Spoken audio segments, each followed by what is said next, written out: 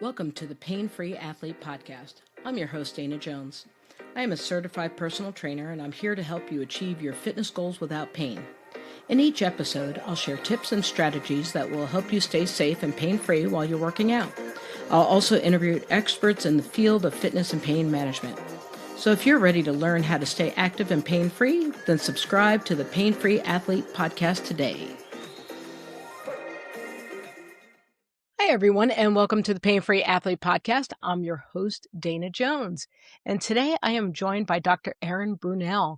She is a mind-body physical therapist and pain recovery coach who helps people work with their bodies to move beyond chronic pain and illness.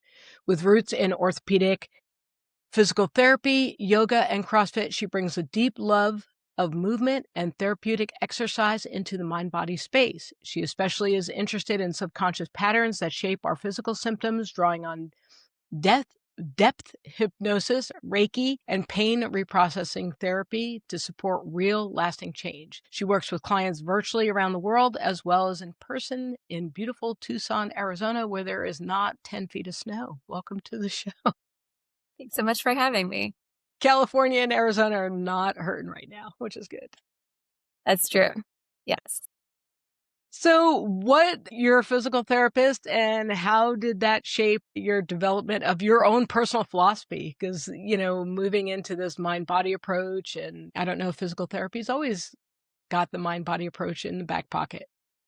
Yeah, it doesn't. It's been a lifelong journey, really. I think even in high school, I was going to the bookstore and buying books about massage and aromatherapy and energy healing. So I've always been passionate about this line of work and working with people to really just be able to live better. And if I had had it my way, I probably would have gone straight into massage school from high school. But my family was like, you're going to college. And I did, you're 17, 18, you don't know how the world works. So you just kind of do what you're told, or at least I did. So I went to undergrad and I studied kinesiology and I studied religious studies. After undergrad, I got out and I really didn't have that same passion that I had for healing. I think it got kind of diluted.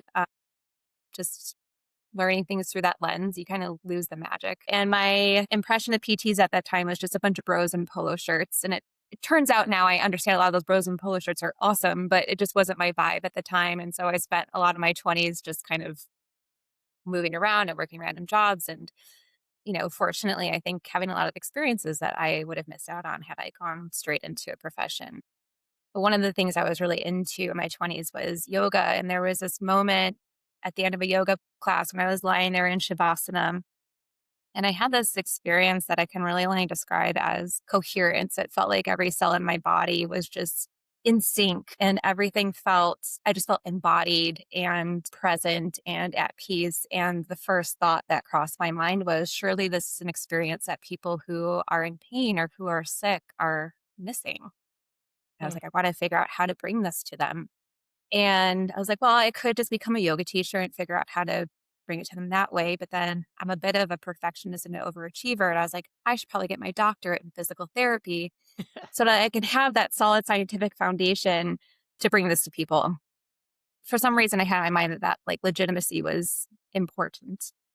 So it was in my late 20s, I decided to go to PT school. And I remember throughout my didactic work, I kept thinking, I was like, when are they going to talk about the role of emotions and personality and how that influences pain and our recovery? And they never really did. But fortunately, when I finished PT school, it was right around the time when pain science was becoming more mainstream, relatively speaking. I think it's still relatively fringe in the grand scheme of things. But I feel like I entered the field at the right time when there was enough of an understanding and enough people who were interested in this kind of unacknowledged realm of pain that I could find my people and get involved there and really develop the skills and learn the things that I had hoped to learn in my PT education. It's crazy because you're doing like a reverse flip almost of how other people have kind of come into this work. And I know for me as a sufferer, when I was in that realm, it took me a long time to realize that there was a disconnect between my mind and my body. And like if I was working with you, maybe it would have come along a little bit faster kind of thing. But because I had to do the traditional route, because there is this weird default behavior that we do as humans where we kind of give up our independence and I guess thought, right? Like logical thought. We're like, you're wearing a white coat. You must know everything. And Yes. so when they say like, oh, it hurts because there's an imbalance or your pelvis is tilted and that's why your back hurts or whatever, we just go, oh, okay, and I'll do the exercises and then I'll go on my way. And it's funny because once you do the work and you start really digging in, you realize like, damn, the reason why my body's tight right now is because I'm stressed out of my damn mind and I'm angry that I didn't get to say something or whatever it may be. How have things changed? And I'm kind of setting you up for this one because right now the Australian Open is going on and Naomi Osaka has dropped out because she had an injury that's been ongoing. I'm always curious about those ongoing injuries because she also dropped out last year for the same injury. But today Coco Gauff got eliminated and she like lost her shit and broke a racket. And of course everybody's recording it. But one of the cool things that she said is like, I had this emotion and I needed to let it out. And kind of it's a shame that the cameras were on me. And I guess so what I'm leaning into is the fact that there is an acknowledgement now that we need to express our emotions. And where when I was a kid, that was not the case. It wasn't okay. And so I guess I'm, asking you, how does that, like, are you able to kind of help that, like, bring in that piece into your work, especially the emotional piece, because especially for athletes, we live in denial a lot of times. And engineers, I find that Oh, yeah, to there you be the go. case as well. Yeah. And I think the other aspect to this question too is I'm a physical therapist, I'm not a talk therapist. So Right. how do I find my scope as well? So it might be helpful to establish that a bit first. I always regard emotions as sensations in the body. And that's really what they are, right? I'm reading this book, How Emotions Are Made.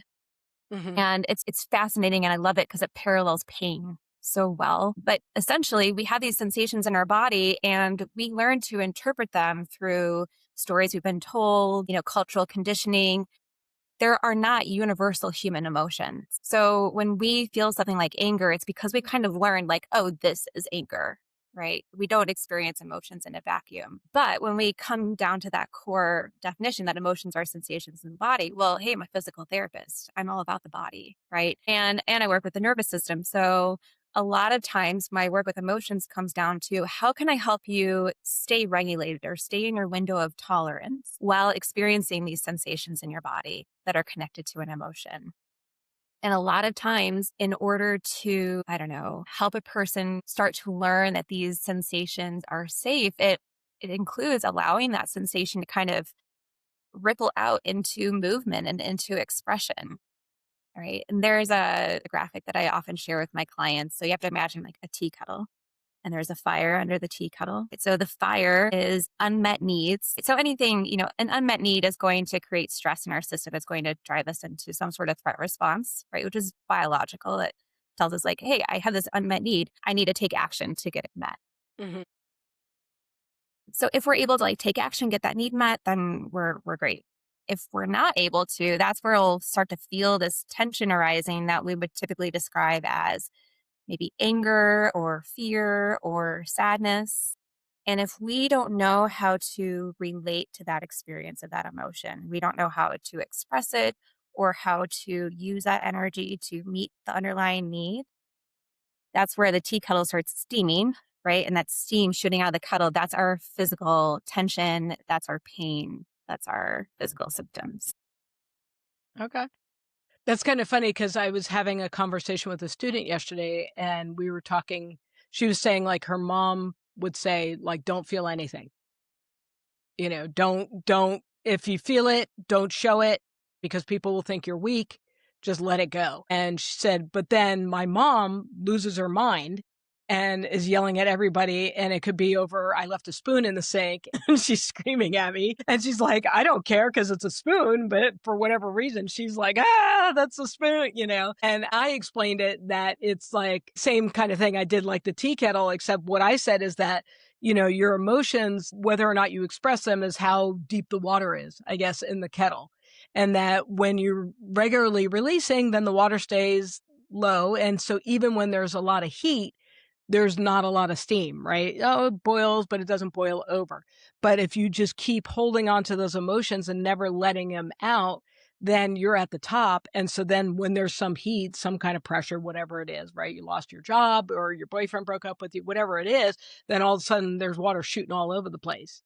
So it's kind of funny that you brought that up because it was really interesting because I was asking her about, are you noticing, because she's very expressive for a 16-year-old, like she is way better than I am because she's like, when I feel it, I just let it go.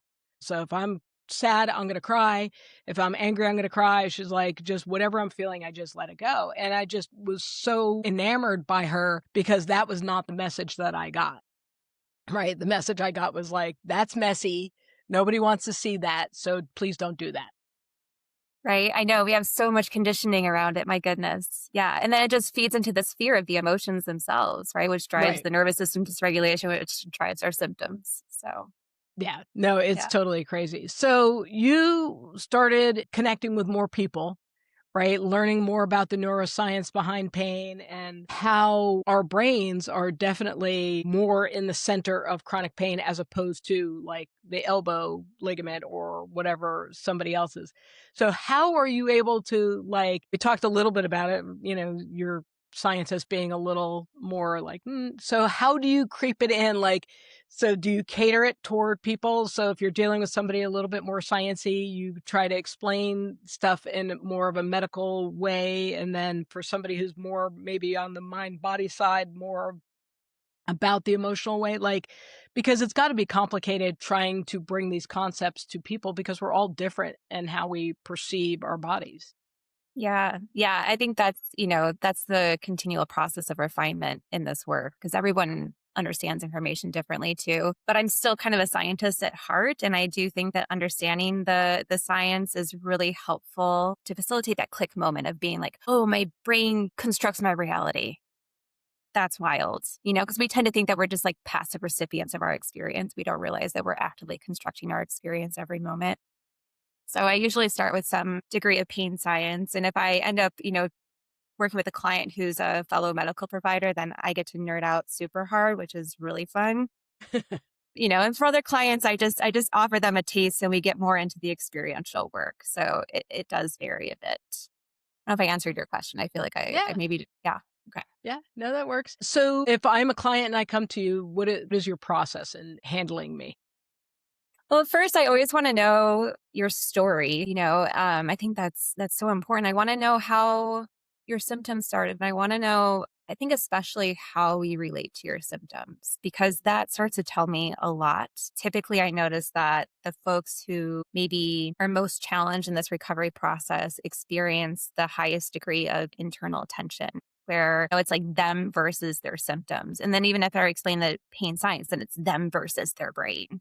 Right. And so until we can create this internal sense of safety, it's really difficult to get a footing on this pain recovery journey. Yeah, that's 100% where I was. I felt like my body was against me, like that I was at war with my head or, whatever I was experiencing at the time. So how do you create safety for somebody? So I think it starts with me. I have to model safety within myself and keep myself regulated and hold space for their experience without rushing in to fix it, without rushing in to rescue them. I think the more comfortable that I am with someone's pain, it starts to subconsciously show them that like, this isn't scary. I'm not worried and not in like a detached, non caring way, but just like I'm Mhm. standing next to them and I am not running away. Okay. So I feel safe now. hmm Well, that's the foundation. And so it starts with me and then I'll work with you to figure out how you can start to cultivate that internal sense of safety. Right. So I'm modeling it externally first for you, but then we have to figure out like, okay, so especially if you're experiencing this high degree of internal tension, how can we start to shift that a bit? And so I think every bit of my work, I'm always saying, like, we're not trying to fix you. A lot of people want to come in and be like, okay, well, what are the messages of safety so I can like show my freaking brain that I'm safe and it like gets over it. I can feel better, right? Which like is understandable, but it doesn't work that way. So I always tell people we're going to start with some safety snacks and just figure out what kind of safety snacks are yummy to you, right? Maybe it's like the physiological sigh. Maybe it's hand on heart, maybe it's orienting, but we're just going to start practicing these little bits of safety. And it's very low pressure, right? We need that outcome independence too. I think Mhm. it's so tempting when we're on this journey, especially coming from this biomedical world that's so focused on like, well, you've succeeded when you've made the symptom go away, right? But we need this outcome independence. And it's kind of like the paradox of mind body physical therapy and pain recovery that we can't do things with this goal of making the symptoms go away because that reinforces to our brain that we're actually in danger. So we just start real low key, just these little safety snacks and spending time together and getting curiosity over certainty all day.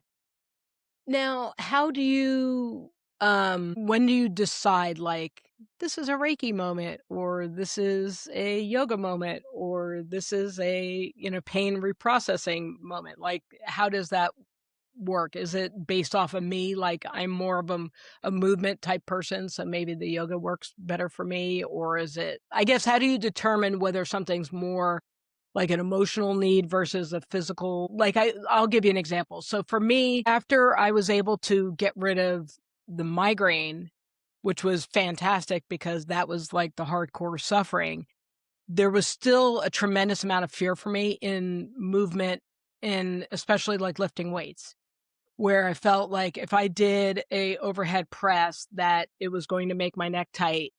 So there's still that programming that was there that I couldn't get rid of. So if I do the overhead press, I'm going to make my neck tight, and then tomorrow I'm going to have a migraine. And then it would be the battle where I'm doing the overhead press and I'd be like, "You're safe, you're okay."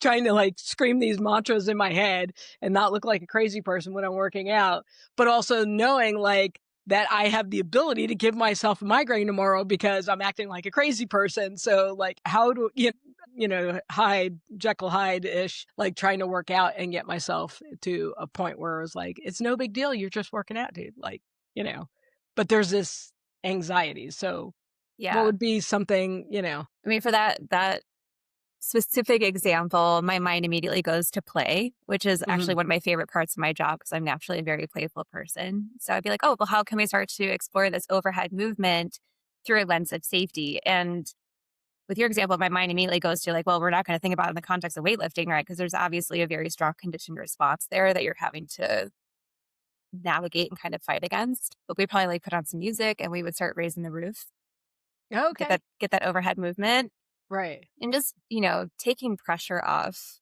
of it's taking pressure off of the outcome, right? And taking pressure off of the movement pattern, all of those things.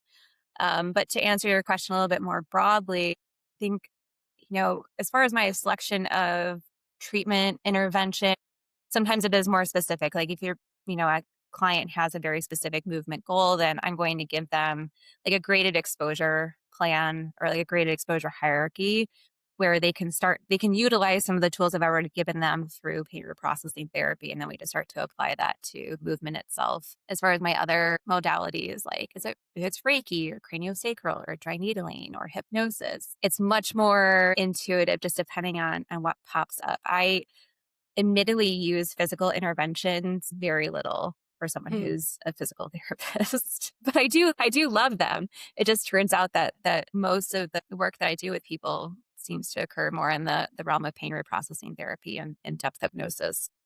That's awesome.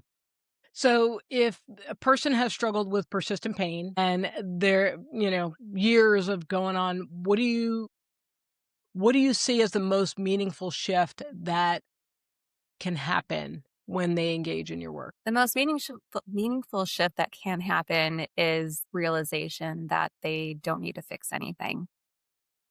But that's a big one. That's a big Mhm. leap, right? So I answered that to say, like, yes, that's the most meaningful shift. It's not necessarily the most accessible shift. And I think typically we have to access it in layers because our conditioning is so strong through the biomedical lens that symptoms or pain mean that something is wrong, right? And we really have to start to decouple that.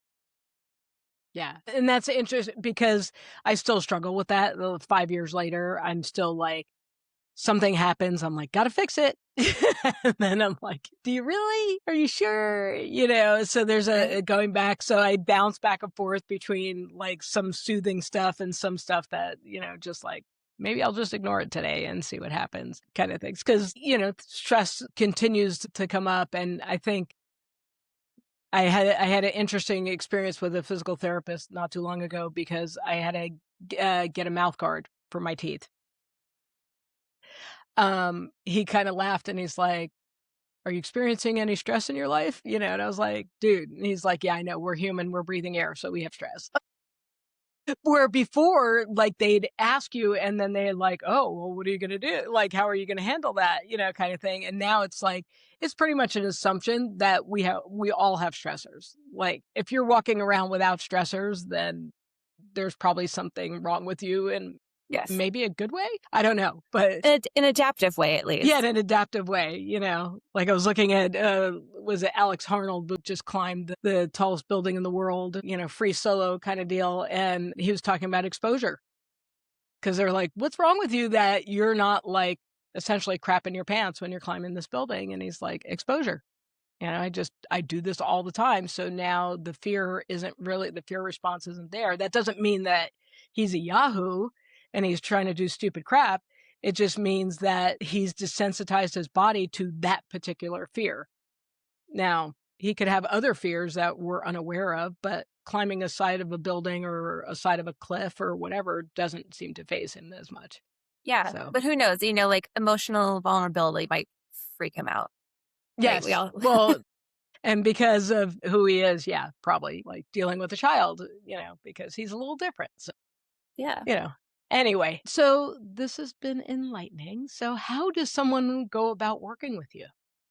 So people can book sessions directly with me through my website on the homepage. It's alchemyphysio.com. And if they aren't sure if I'm a good fit or they're a good fit for the work that I do, they can always contact me through the link in my website, or they can DM me on Instagram. I'm at alchemy_physio.